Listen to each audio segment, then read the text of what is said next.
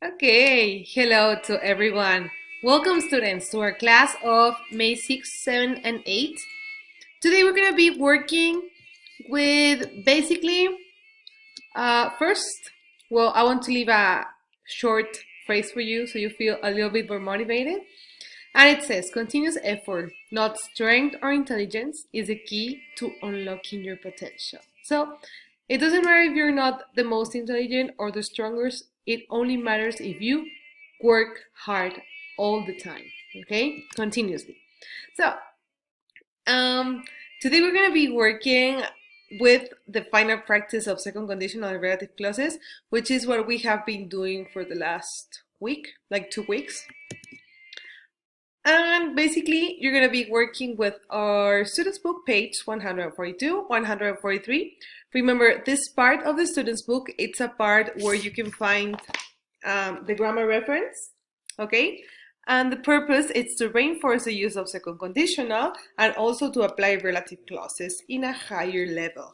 So you can tell me, teacher, I already know second conditional. Teacher, I know what, who, that, and which means. Yes, I know you do because you're very capable. But we're going to make it a little bit more difficult with these sentences so you can practice and reinforce what you learned, okay? So we're going to start with the second conditional. Yes, I expect you guys are like this little dog right now. No, just kidding. I think that you guys have a lot of homework, so I wish you the best. Don't worry. We're going to be working in this together, and I'm going to be explaining to you just a little bit more about second conditional. Let's remember, second conditional, it's something that it's unlikely, imaginary, or impossible situations, okay? For example, if you say, if I had two heads, I would wear two hats, or I would have two sunglasses, or something like that, okay? We're going to have some examples in the next part. Let's remember the structure, it's just past simple and would. I'm going to give you more detailed, specific structure later so you can see it. But you can also look at it in your page 142. You have all the structures here, okay? So number one says, if I won the lottery, I would buy a really nice fast car. That one is very common, okay? So yes, we have the past tense, that is won, and we also use would, okay? If I had two heads, I would wear two hats, the one that I told you. If I saw an alien, I would run away really quickly. If I lived in China, I would eat my food with chopsticks. Remember, chopsticks are the ones that Chinese people use that are made out of wood, or they can also be made out of different things.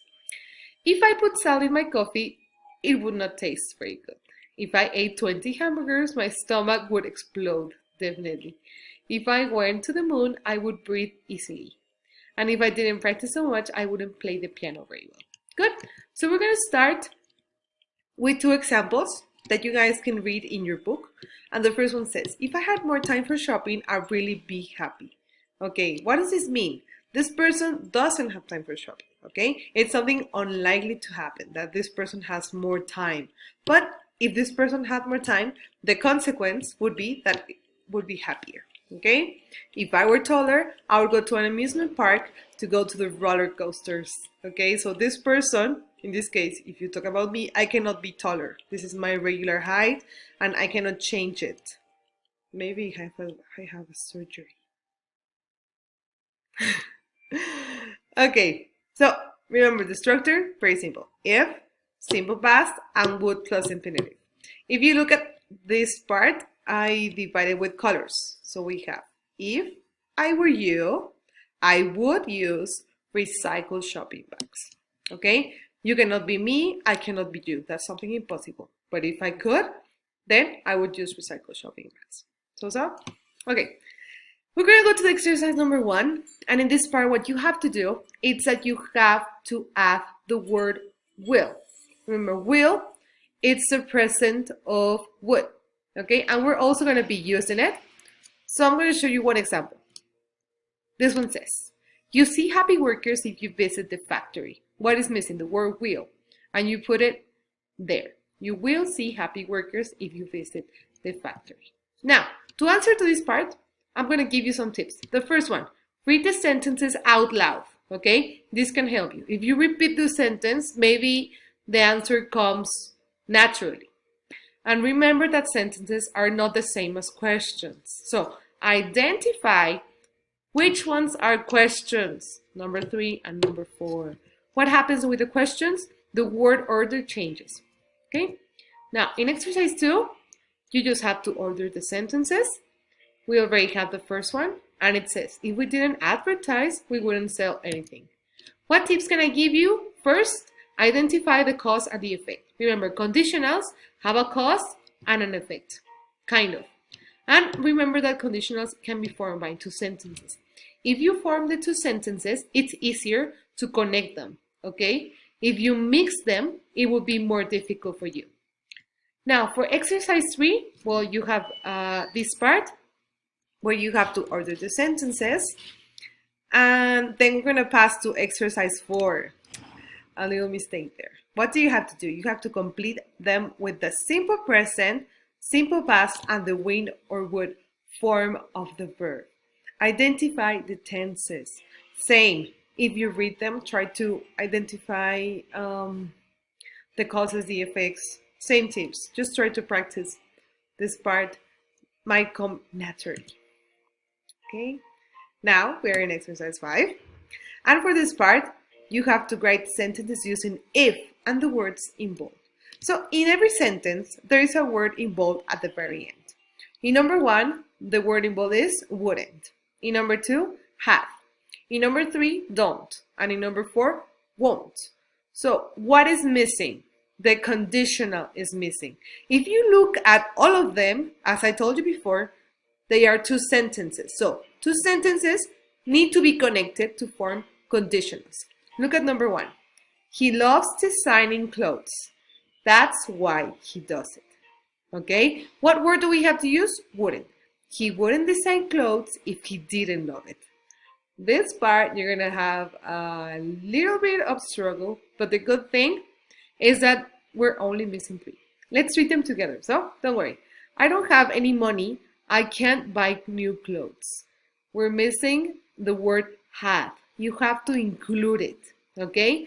The rest of the words need to be there, but they can change a little bit. For example, he loves designing clothes. In number 1, we changed it to if he didn't love it, okay? More or less. Number 3, I don't know if you have any money. I can pay for these shoes. Don't. The word that you have to use is if and don't. And for number 4, it says, it may rain tomorrow. We may not go shopping. Okay? And the word that you have to add is won't and if. So this is how we finish second conditional. Good luck. Be patient. Identify the two sentences. Learn how to put them together. Which one is a cause? Which one is a consequence? And make it sound logical. Okay? So go ahead. Hello everyone, it's Teacher David again. Today we are going to go on relative clauses on page 142 on your student's book. So let's get started.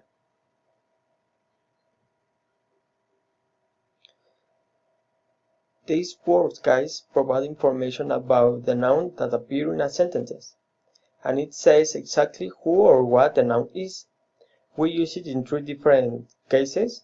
The first one is the word who that we use to identify people.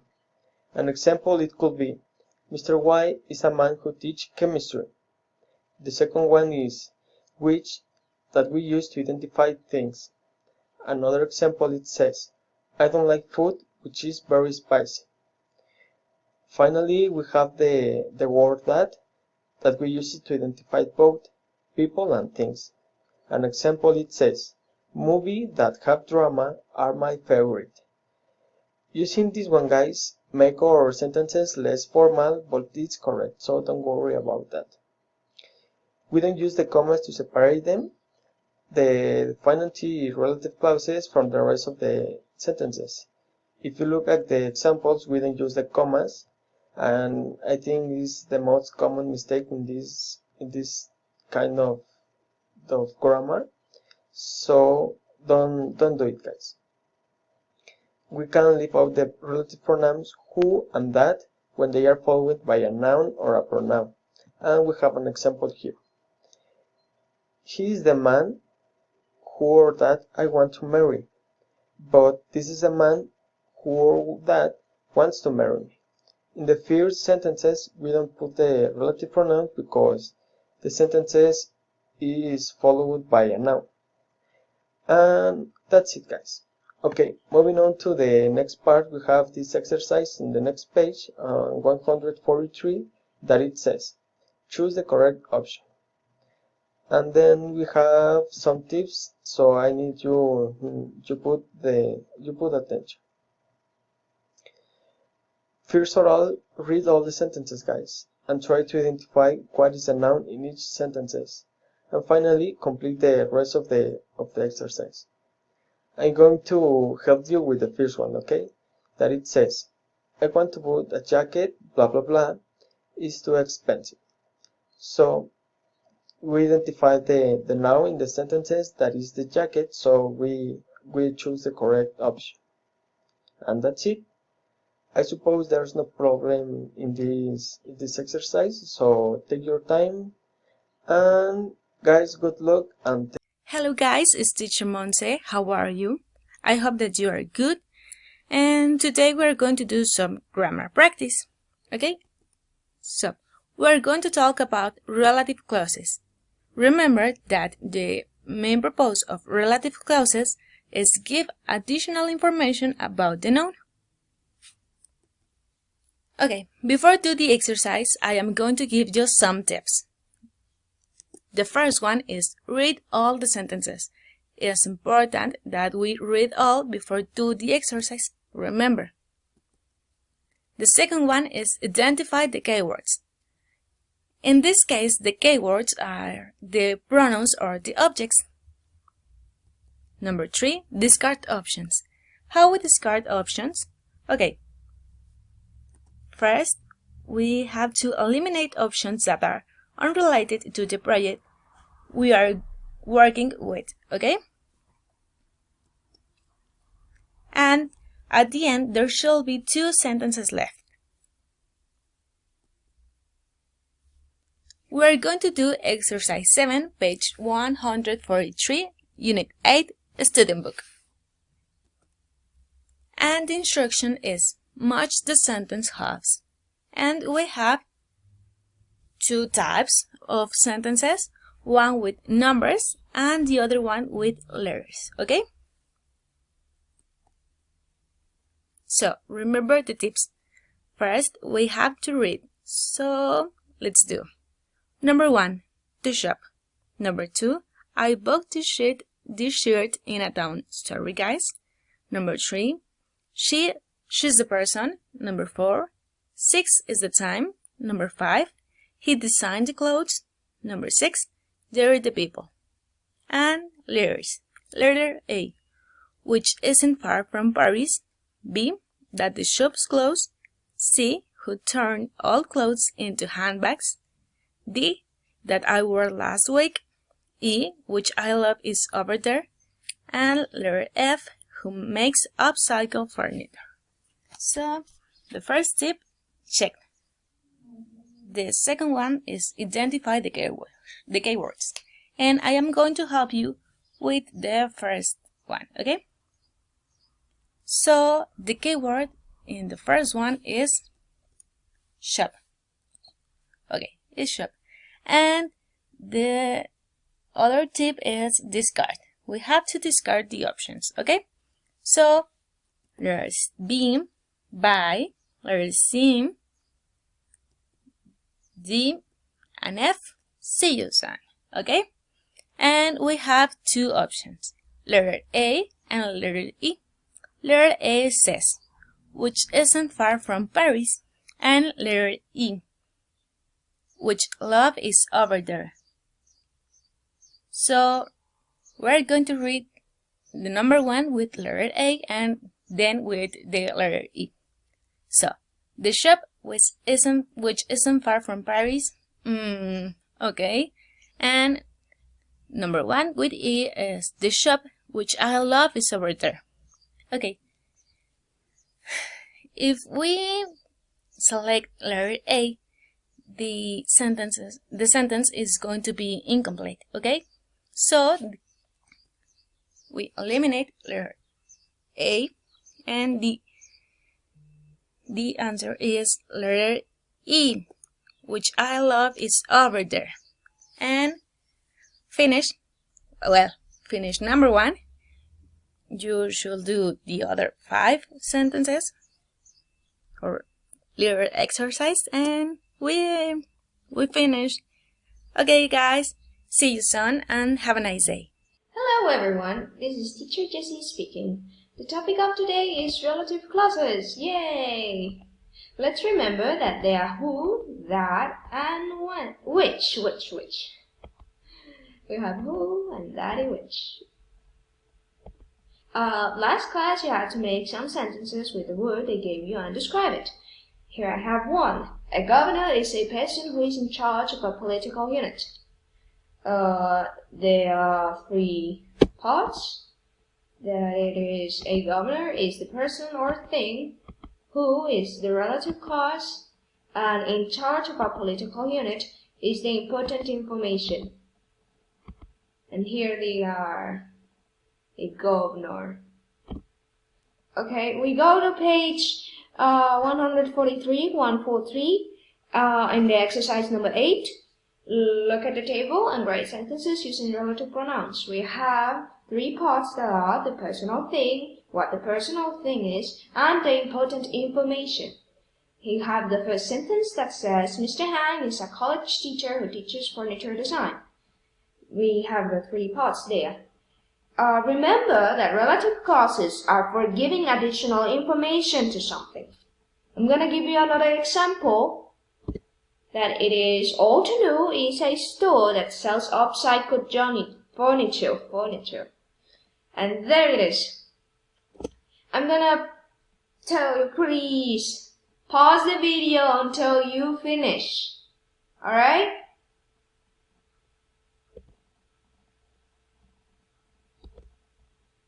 Okay, now we're back at it again.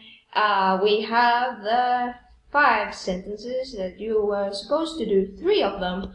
We have the first and the second example that I gave you. The third one goes, T. Garcia is the designer who designed my shirt. Fourth one, the China Square Central is a shopping center in Singapore that has a weekend market for selling used things. And finally, the Sato family are our neighbors who own several clothing stores. That's it for this time. Stay home, stay safe, and until the next one. Bye.